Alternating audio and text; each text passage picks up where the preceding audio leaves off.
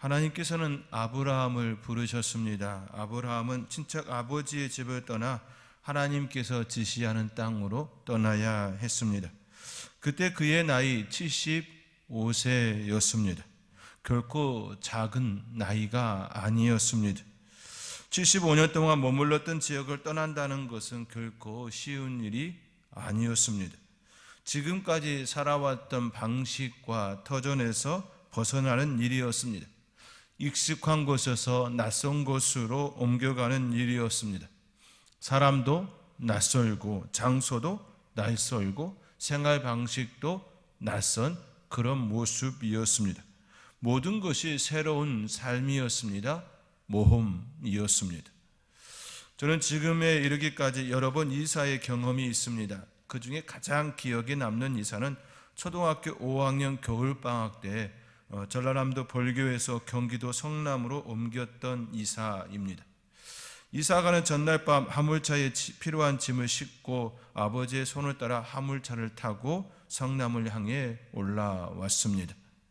오는 도중에 변하는 날씨를 보며 어린 기억에 신기하고 놀랍다라는 마음이 가득하였습니다. 출발할 때에는 매우 화창한 새벽 날씨였습니다. 그러나 점차 서울을 향하여 올라오면서 중간에 비가 오고 다시 맑았다가 또 도착할 즈음에는 하얀 눈이 펑펑 내렸습니다. 이 모든 장면이 너무나 신기하고 놀랍기만 하였습니다. 그리고 도착한 성남은 주택들이 담과 담으로 구성된 것이 아니라 집과 집으로 연결되어 있었습니다. 옆집이 바로 보이고 손만 뻗으면 닿을 듯 하였습니다. 학교도 걸어서 5분도 안 되는 곳에 있었습니다. 시골에서는 아침 일찍이 마을 친구들과 형 누나들이 한데 모여 학교를 다녔습니다. 너무 멀어서 가다가 쉬고를 여러 번 해야 도착했습니다. 그렇게 아침에 도착하면 이미 진이 빠져 수업은 거의 관심이 없게 되는 그런 모습이었습니다. 하굣길에는 친구들과 함께 장난치며 집으로 돌아오는 모습이었지요. 중간에 냇가에서 수영도 하고 여러 가지 모습으로 놀다가 집에 돌아오곤 했습니다. 그렇게 전혀 새로운 곳에서 새로운 사람들과 새로운 삶의 방식으로 살아야 했습니다. 5분 거리에 있는 학교와 집은 어디 셀 데도 없이 곧장 집으로 가야 했지요. 친구들도 아직 없었기 때문에 서먹서먹한 그런 삶을 살아야 했습니다. 참 따분한 그런 공간이었습니다.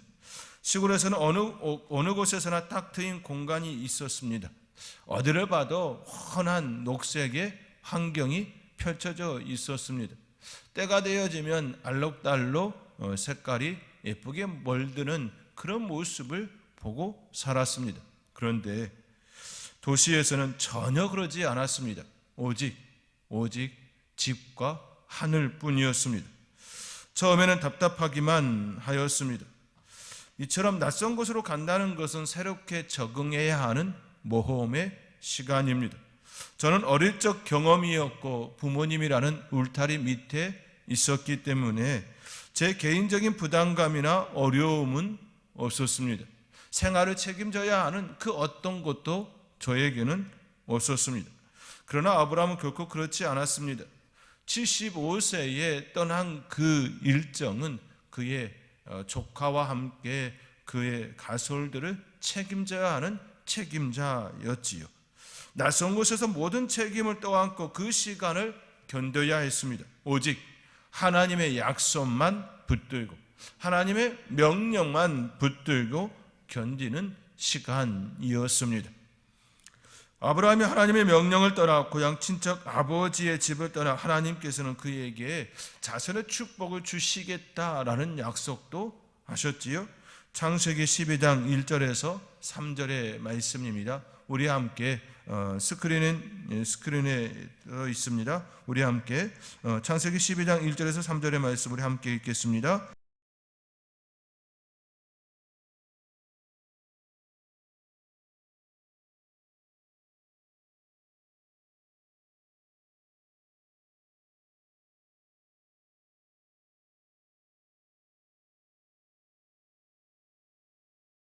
너로 말미암아 복을 얻을 것이라 하신지라.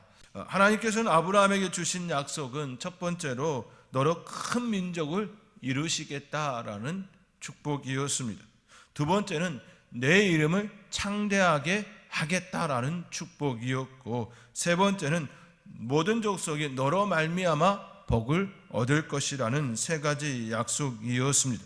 이 세 가지 약속은 모두 아브라함으로 말미암는 축복이었습니다. 그렇지요? 아브라함으로 말미암아 큰 민족을 이루고 아직 그에게는 자녀가 없습니다.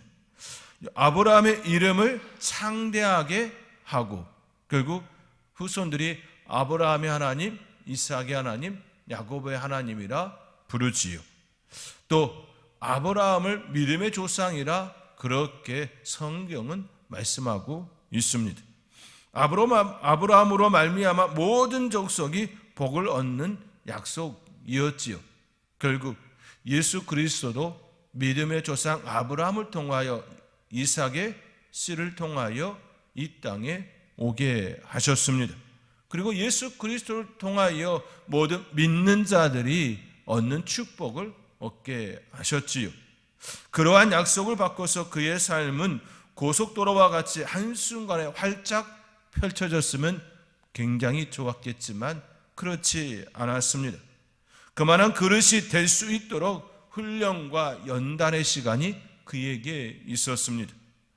한 나라의 국가 대표가 되기 위해서도 그만한 훈련과 연단으로 준비가 되는 것처럼 하나님의 사람으로 이 세 가지의 축복의 통로가 되어지기 위하여서 하나님의 축복을 받기 위해서도 그만한 훈련과 연단으로 그를 준비토록 하셨습니다. 어쩌면 그 모든 과정은 하나님을 신실하게 믿는 훈련들이었습니다. 아브라함의 마음에 하나님의 전능하심을 심어주는 시간이었습니다. 아브라함의 마음에 하나님의 신실하심을 심어주는 시간이었습니다. 내 안에 무엇이 바뀌고 있는 것이 아니라 내 마음 안에 하나님의 능력이 들어오는 시간이었다라는 것이지요.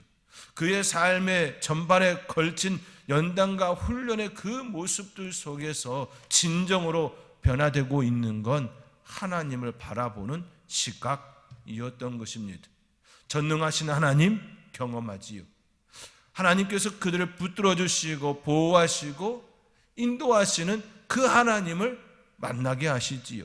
끊임없이 그의 삶의 전반에 걸친 하나님의 능하심과 인도하심과 보호하심을 그가 보는 시각이었습니다. 결국 그 안에 하나님을 보는 시각이 다르게 하셨던 것들입니다. 그 시간들을 통하여 아브라함의 신앙의 수준은 성장과 성숙의 단계에 나가게 됩니다. 오늘 본문 1절에서도 그 일 후에라고 말씀하시지요. 여기서 가리키는 그 일은 오늘 본문에 그 사건이 있기 전 그 일들을 이야기하고 있습니다. 멀게는 75세로부터 지금에 이르는 그 시간까지 그 일들을 향하는 것이고요. 가깝게는 그 앞장 21장에 기록된 말씀을 가리키고 있습니다. 21장에 하갈과 이스마엘을 내쫓는 사건이 하나가 있지요. 또 다른 하나는 그랄 왕 아비멜렉과 맹세를 짓는 언약을 맺는 그 시간이 있습니다. 이 두 사건 역시 그로 하여금 하나님의 은혜를 입는 사건들이었습니다. 겉으로 보면 매우 힘든 시간입니다. 이스마엘은 비록 사라에게서 낳은 자식은 아니었지만 아브라함에게 있어서는 첫 번째 아들이었습니다.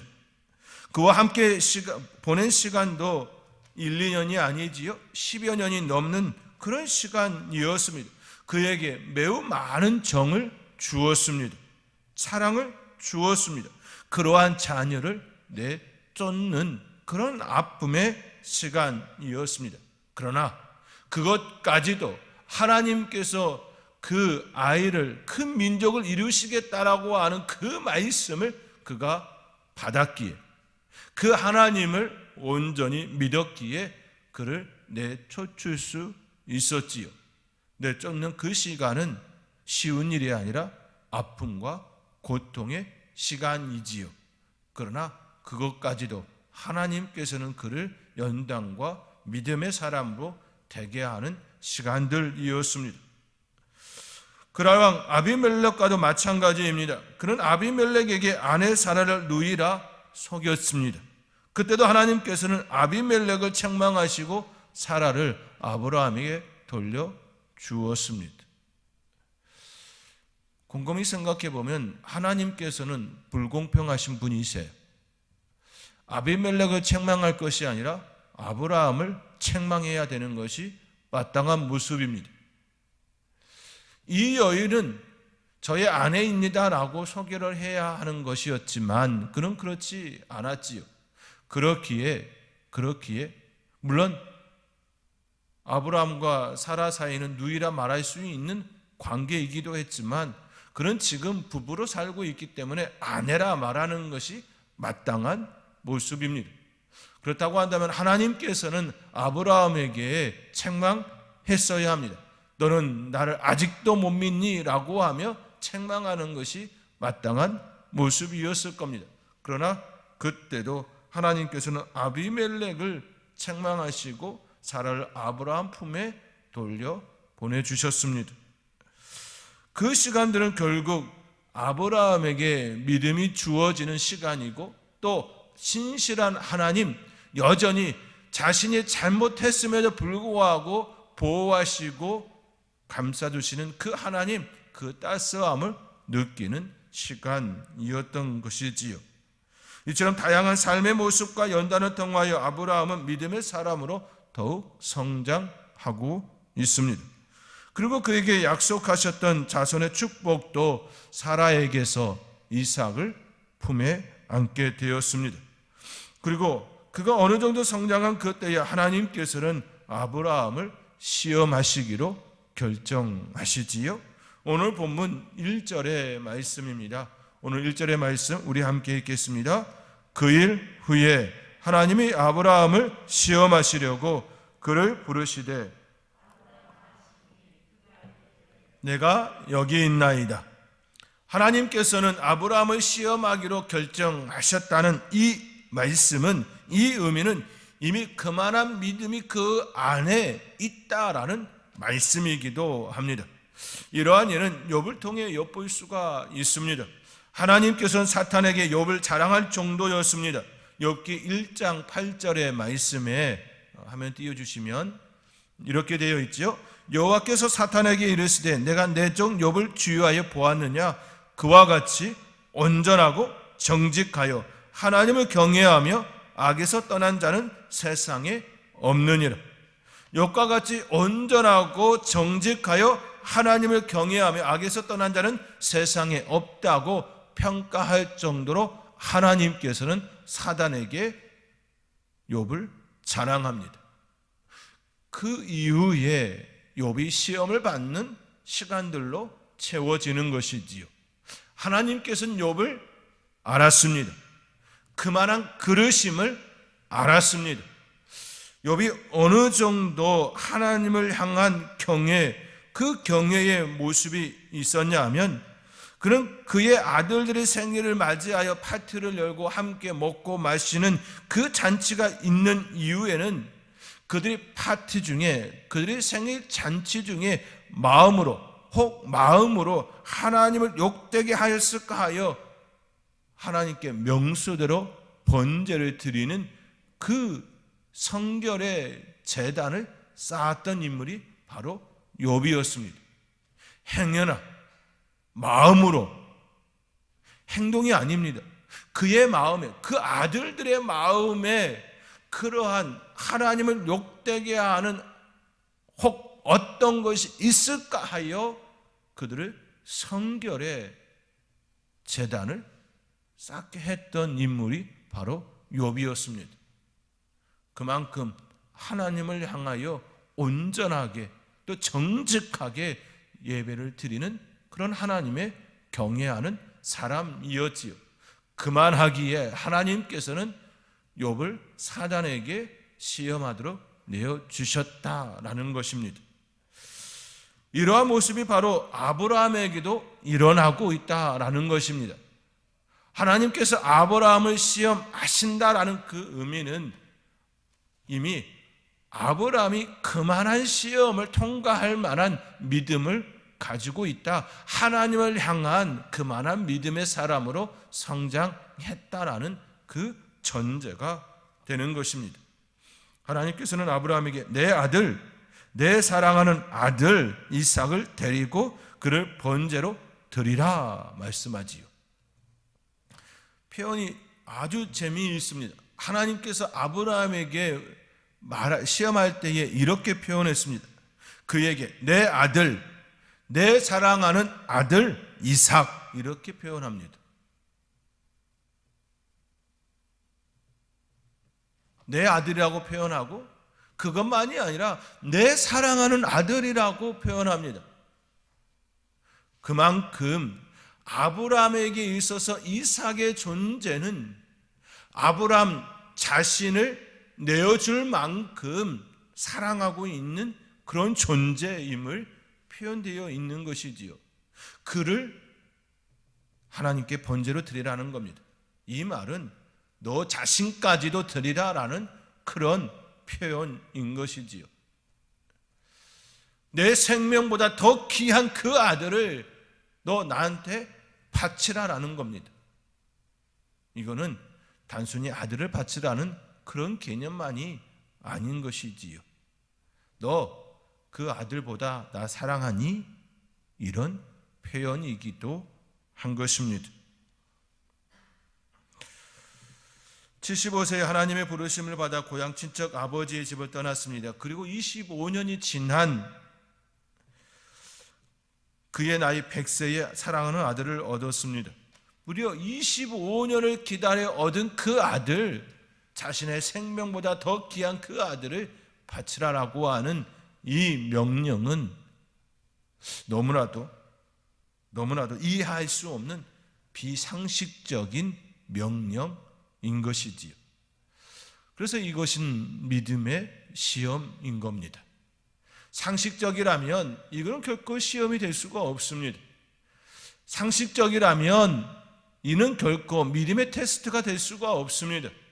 상식적이지 않기 때문에, 이해할 수 없는 부분이기 때문에 믿음의 테스트가 되는 것입니다.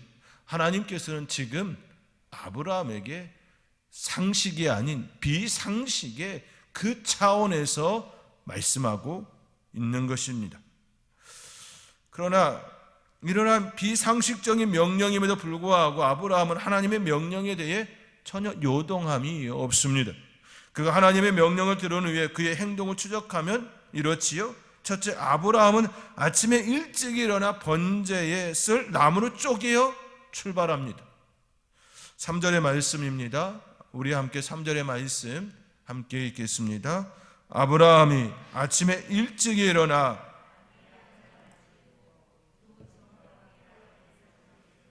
번제에 쓸 나무를 쪼개어 가지고 떠나 하나님이 자기에게 일러주신 곳으로 가더니, 모든 준비를 하고 떠난 겁니다. 그것도 아침 일찍이.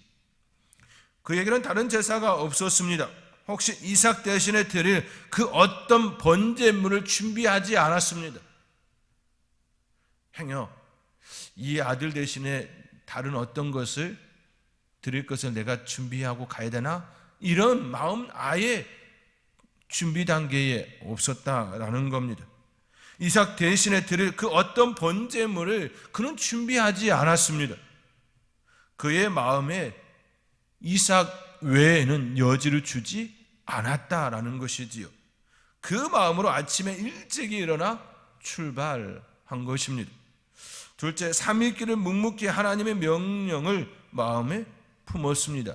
4절 말씀에 제3일에 아브라함이 눈을 들어 그곳을 멀리 바라본지라.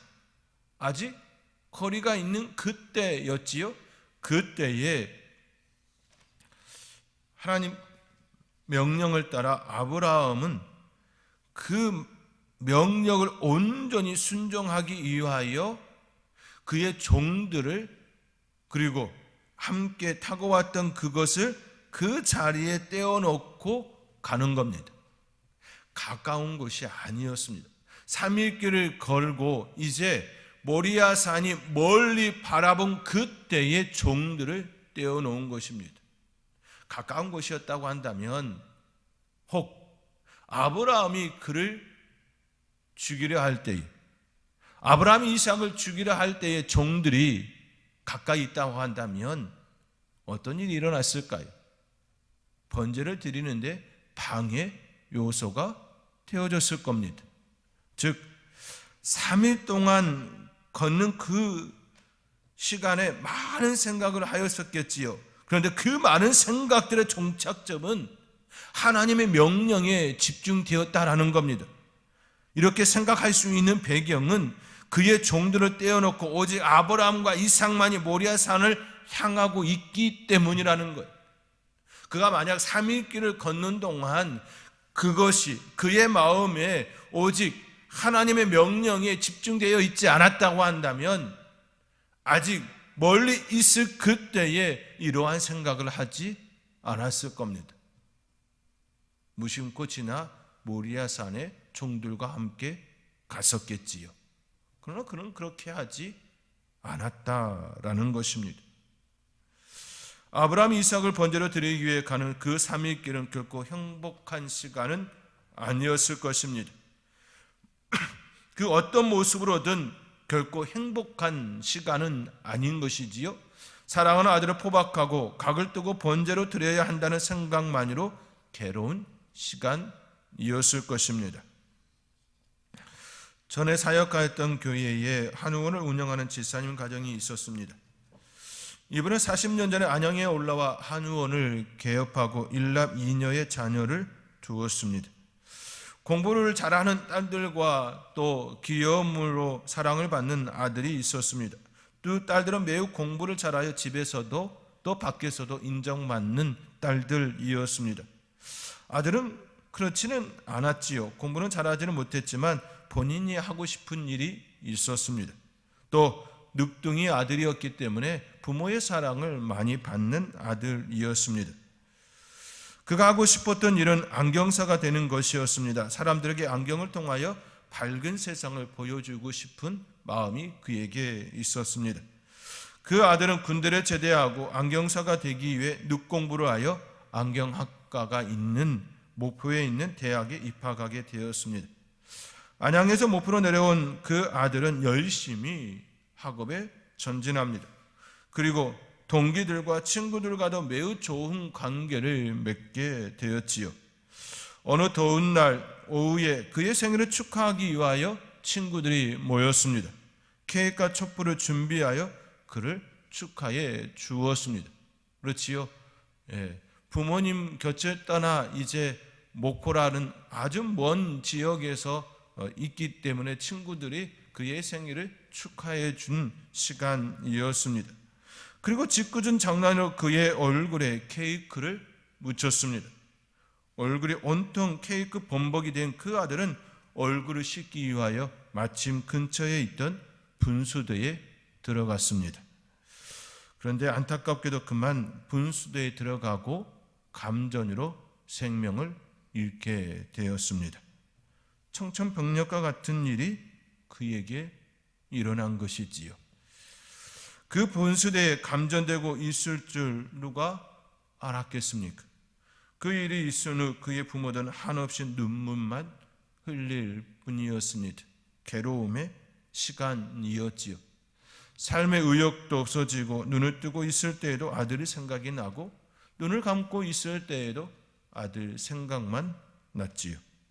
도저히 그 아들을 잊을 수가 없었습니다. 그럴 때면 그의 어머니는 교회 묘지에 찾아가 아들, 엄마 왔다. 아들, 엄마 왔다. 내가 왜 거기에 있니? 어서 나와, 엄마 왔다. 라고 하며 통곡하며 우는 일이 계속해서 그 자리에 있게 되었었습니다. 아브라함도 지금 그 심정으로 나가고 있는 것이지요. 자녀를 잊는다라고 하는 건 결코 행복한 시간이 아닌 것입니다. 그것도 자기의 손으로 그 아들의 생명을 끊어 놓아야 하는 고통은 이루 말할 수 없었을 것입니다. 그런데 아브라함은 하나님의 명령을 받은 후 그의 아들과 함께 아무 일도 없는 듯 그 모리아 산을 향하여 올라갑니다. 그때 아들이 묻습니다. 불과 나무는 있는데 번제할 어린 양은 어디에 있습니까?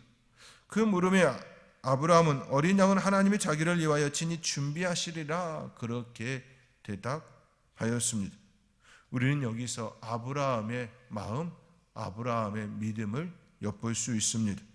이미 그는 하나님의 마음 그리고 하나님의 시험을 이미 알고 있었던 것입니다. 지금 그에게 진정으로 요구하는 것이 무엇인지 이미 알고 있었던 것입니다. 그것은 바로 하나님의 말씀을 너 기억하고 있느냐라는 물음입니다. 다른 말로 표현하면 너 하나님의 말씀을 믿느냐라는 물음입니다. 이미 하나님께서는 아브라함에게 말씀으로 이삭의 축복을 약속받았습니다. 창세기 21장 12절의 말씀입니다. 화면을 띄워주시면 제가 읽겠습니다. 하나님이 아브라함에게 이르시되 내 아이나 내 여종으로 말미암아 근심하지 말고 사라가 내게 이른 말을 다 들으라. 이삭에게서 나는 자라야 넷이라 부를 것임이라. 이삭에게서 나는 자라야 넷이라 부를 것임이라 라고 하는 건 이삭의 생명을 지켜주시겠다. 이삭의 생명을 지켜주시겠다. 그가 장성하여 결혼하여 자녀를 낳게 하시겠다라고 하는 약속이 오늘 본문 앞선 이스마엘을 내쫓을 때 주셨던 말씀인 것이지. 이 말씀을 기억하고 있느냐? 그런 뜻이기도 하죠. 이때만 이렇게 접근한 것 아니었습니다. 창세기 17장 15절 16절의 말씀입니다. 화면 띄워주시고 우리 함께 창세기 17장 15절 16절. 하나님이 또 아브라함에게 이르시되 내 아내 사레는 이름을 사레라 하지 말고 사라라 하라. 내가 그에게 복을 주어 그가 내게 아들을 낳아주게 하며 내가 그에게 복을 주어 그를 여러 민족의 어머니가 되게 하리니 민족의 여러 왕이 그에게서 나리라. 하나님께서 사라를 통하여 하나님께서 복을 주시겠다라고 하는 축복이었습니다. 그렇지요? 사라의 후손입니다. 사라의 후손은 지금 이삭밖에 없습니다. 그렇기에 이 말씀에는 놀라운 하나님의 약속이 이미 그의 마음속에 있느냐? 내가 너를 시험하시려고 라고 하는 이 표현은 결국 너에게 준 하나님의 약속을 여전히 품고 있느냐라는 겁니다. 여전히 믿고 있느냐라는 겁니다. 그렇기에 여러분들 성경 보실 때에 어떻게 보셨는지 모르겠지만 오늘 5절에서도 아브라함이 이렇게 고백하는 장면이 있습니다. 이에 아브라함이 종들에게 이르되 너희는 나귀와 함께 여기서 기다리라. 내가 아이와 함께 저기 가서 예배하고 나만 너희에게로 돌아오리라. 아니지요? 성경에 뭐라고 말씀하시나요? 5절에 우리가 너희에게로 돌아오리라 하고 이삭을 데리고 모리아산에 올랐던 것입니다. 이미 아브라함은 알았던 것입니다. 하나님께서는 이미 약속으로 주셨습니다. 그러므로 하나님께서는 이삭을 번제로 드리는 이 명령에는 두 가지 의미가 이미 담겨 있었습니다. 하나는 그를 번제로 드릴지라도 그를 다시 살리시겠다는 부활의 약속입니다. 부활의 약속입니다. 설령 너가 이삭을 각을 뜨고 불로 번제로 드릴지라도 내가 그 아들을 다시 생명을 주시겠다, 다시 살리시겠다라는 약속입니다. 이것이 부활인 것이지요. 부활의 약속이었습니다. 다른 하나는 이삭을 대신할 어린 양을 준비하시겠다는 대속의 약속입니다.